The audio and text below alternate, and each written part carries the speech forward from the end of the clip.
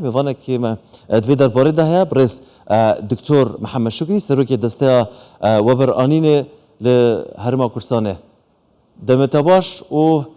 پیروز بیتن راگاندنا پروژه اینوست کردستان سرچاوت من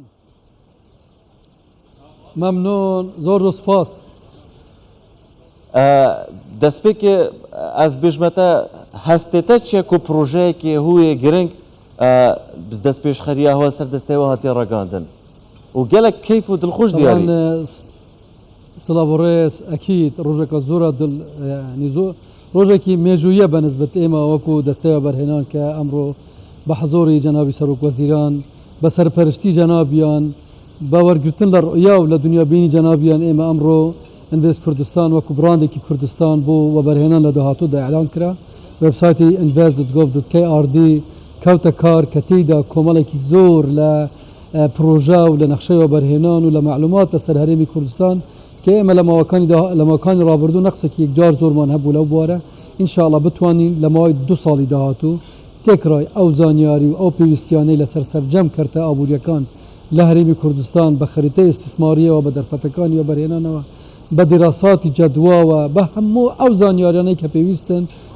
بو پرپیدانی کرتی تایبت بو پرپیدانی و برهنا لهرمی کردستان جب جب کن فراهم کن لنا او سایت شوینی لنا او ويب سایت شوینی بکنه و ان شاء الله اما لرجع او براندا كردستانية كانفست كردستانه دتوانين كردستان لهمو محفله دوليه كان بروموشني بوبكين ايشي بوبكين وبرهنالي بينين صوت لو برهنا وخوي خمان وربجرين كفاءة بروجه كان من زياتر كين ادائي استثماراتي اما برو پیشتر بچیتون و زیاتر بتوانین خدمتی خلق کردستان و خدمتی هاولاتیان بکین لوی برهمه کی زیاتر دستی کاری زیاترین و خویی ل پروژکان من دست بکار بتون و سرمایه زیاتر بر رکوپیکی باشی بینین لهرمی کردستان سرمایه گذاری بکن. بله طبعا دست پیکی حکوم پرسیار کردیم بادینی پرسیار کرد قرار بود تو بادینی جواب اکثر تفرنگی مكر سوراني مكر سوراني كيف اتشات الفيديو اخذي ده تشاو مرتاح يوصل دنابا اولكو بيجين اول بردستما انفيست كردستان دا برسيارا قالك جرينجو جوهري هيات نيفيسيا واي تشوز كردستان ريجن بوشي كردستان بيت كردستان هل بجيرن بوشي وبرهنر كردستان هل بجيرن چه كردستان جدا كردستان دوروبر كردستان جدايا كردستان جهة بري معادنة بري سرچاوت سامان سروشتي بن عردي وسر عردي كردستان وكيف قبل بمنطقة بقعية كواليتيا خلق كردستاني كفاءتها دستكاري خلق ما يخين دوار جحيلة ما أجيال الدهاتو دي زور كفاءت بن والحمد لله أوتي ميكونو كإنفيست كردستان درست كتنو بريفت بتنو او بابتي كنت دروس كلن هم او جنجانا كل كردستان خندي كل كردستان تعليم ورقرتي ما ايمانه بكفاءه خلق خوهاي وما ايمانه بسرچاويت خويت اقتصاديه اللي همي كرتت ابوري وكردستان شجاوازه اگر تو تماشا كي لروي كشتوكالي منطقه زوره گنجا بكشتوكالي او كشو هواي كي زوري باشه مجال که زوری هاي مجال انفراستراکچر بوار درست کردن صدا ام صدا درست کردن به هنده کو سودت پیش سازی بو کهربه بو گشتیاری بو کشتوکال لها بیتن ام دشین کردستان ببیت سلا غذایی نکتنه بو عراقی بلکه به هم منطقه خلیج العربی ولات الدوروبری ماش به همون شکل کی لو کردستان جوازه و هم دعوات کردن و برهنه کردستان و ید بیانی و ید دیکت نوچه دیکت عراقی ودولة الدوروبر يد دولة تشك ديرتر يد زور ديرتر بين لهرما كردستان وبرهنان بكن ضلنيا دل كردستان قازانج كان واكيد خلق كردستان جد قازانج كان باشا اول كو بردستما هندك خالن گشتينه بجين هيلن گشتينه درباره اگر اسوا برهنرك بم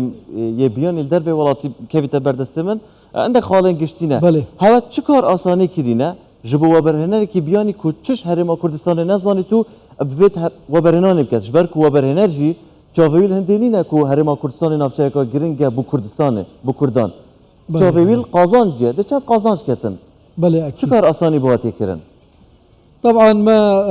خريطه استثماريه الناف سايت خداناي بشكي ويجب جيبوي بشكي شيماي تكره همي خريطة استثمارية هريما كردستاني بجدوات اقتصادي وإنجليزي بجنة فيزيبيليتي ستادي يان توانات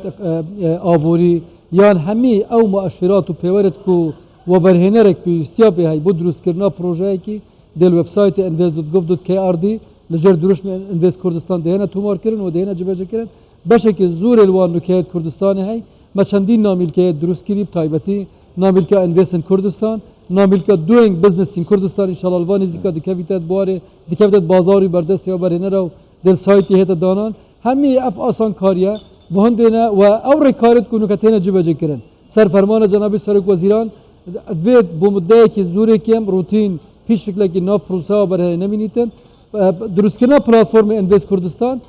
ده پروسا پیدانا مولات و برهنان ده تمامی کتا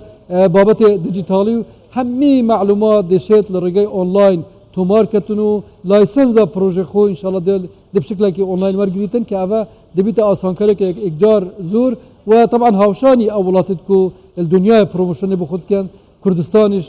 وکو اوانه بگاو ام کردستان وکو دسته برهنان اندامین لآژانس وایپا که آژانس که گرنگا پر پیدان و برهنان لسه آستنی دولتی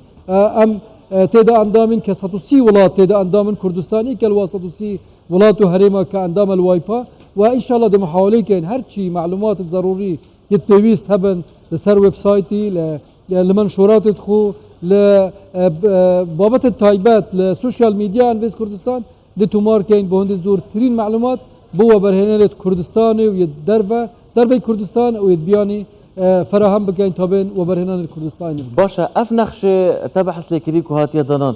همي كسك شت صناهي ببينيتن بونمنا وبرهنركي نافخوي يانجي هندك ركن تايبت هنا بو برهنرين بياني بركن نينراتيا قنصل خانه يان چاوية همي كسك همي وبرهنرك دشت با درفتت وبرهنان سر سايت invest.gov.kr دي بينيتن وزور بروسيك آسانه طبعا همي بروجيت كردستان بودا هاتو دشتت ناف نقشه و برهنان دا که همی معلومات التواو ده سر هنا تومار کرن و ده آسانیشن پروژت او کو پروژت ضرور لکردستان حل بجیرن و امش ده محاوله کن اتمدعی که زور کم دا متطلبات توان بو پیدان مولات و برهنان جب کنو دست پروژه خوب کن زورترین مشکله که ما هبوا بابت داواش کرنا زوی بو پروژت و برهنان جناب سرک وزیران و تارخو بحثی و باتی کرو ان شاء الله لهندك بروجا يهات يجبج كرن لهندك ديكاش اكيد هي تجبج كرن وما دي بروجا زورت مازن هبن لمده زورت كيم الدهاتي دي لسايت invest.gov.kr دي هنا عرض كرن بو استثمار الدنيا كدي كاري كاري كي جار زول سر بروسا وبرهنان هبيت لهريما كردستان باشا اف وبرهنرين بياني دماكو بحث الفي نقشيت كان يان ببينن بوان جرينجا زيدتر اف بروجين هل كيج نافچينه هوا چوا دا باش كرينه جزاخو حتى جرميان زيدا تل كيج نافشانه الدهوك هولير سليماني همين اوجد كردستاني لزاخو دهوك منطقة دهوك سليم هولير سوران دوربري هوليري كوي ما سليماني رابرين جرميان هلبجة كفري يعني كلار همون اوجد هريما كردستاني النقشة برهناني جي خويا هاي هريك بوكس تايبت خويتها اگه تسحكي نقشة دي بينك لكردستاني لهمي او جهد كو فرمانگهت و برهنانه تای که طبعا ما هشت فرمانگه تای که تمثيل و برهنانه بکن و برهنانه بکن و کام صلاحیت تای بربراتی گشتیر گرمیان لحلبجه لسليماني لراپرین لهولیر لسوران لدهوك لزاخو واخير جارش ما بربراتی و برهنانه الاخری والبردرش ما وکری و دل جدی کش هر بپی پیویست ده پروسا درست کرنا فرمانگهت و برهنانه هنه وکرن بهند زیادترین آسانکاری بين كرن لبابات تخصيص كرنا عردي بدانا مولات وبرهنانه خلاص كرنا روتينه نهشتنا روتينه بوند بروجيت وبرهنانه بزوترين وقت مولات ورگرن وبزوترين وقتش دست بكاروبارت خوب كان دابشن لزوترين كاد دا خدمت حالاتيات هرم كردستاني وبگشتيش خدمت ابوريب كان لهرم كردستاني اگر اما ببيت دمايك برسيارا من هم پیش بینید که پشتی و اف پروژه و گهاندی پروژه اینوست کردستان چی بیت گلک پروژه دیش و گوته اماجه بگیرین راب گینن دی چند کاریگری هبیتن سر راکشان و برهنرین بیانی هیچ دست پیشخریه که پشتی و کار سروی اكيد ما چندین دست پیشخریه تای و همه روژه لقاءات زورت باشد گل و برهنرین بیانی تای اقبالک زور لسر وبرهنة بيان الهرم كردستان هاي شو لك باش إن شاء الله يتذكرن وأكيد يعني ده تأثيرك الزورة إيجابية بيتن طبعا ما بكمل كردستان بقشتي نقصك لهبونا معلومات هبو لسرزور سكترة أو نقص دهيتا فركرن طبعا إضافة بو أو شولت من قوتي انفيس كردستان تنها شولة بروموشن نابي شولك أساسي ديكتن كدرس كرنا توجينوا دراسات سر آبوری هرم کردستان سر همی کرت اقتصادی هرم کردستان دانان و دستشان کردن مؤشرات لسر ربحیت سکترت آبوری کردستان بهونه بیت پیشاندان که هر کسی بیت کردستان ده قازانجی چه شکلی کی بیتونو مخاطر ده چبن و ربحیت وی اساسی ده چه بیتن بونده و برهنر برچاورونی که زور زیاتر لنوکه المستقبلی هبیتن سر تکرای سکترت آبوری هرم کردستان پشتی من اف هیرکاریه گلی بون دف من توی نحق نبود دست بکی هندی کیف خوش بی دکتر برای برایزی دست خوش دکتر سپاس دکتر محمد شکری سرکی دسته گشتی و برانی هرم کردستانه سپاس کوین گل مبان ممنون زور سپاس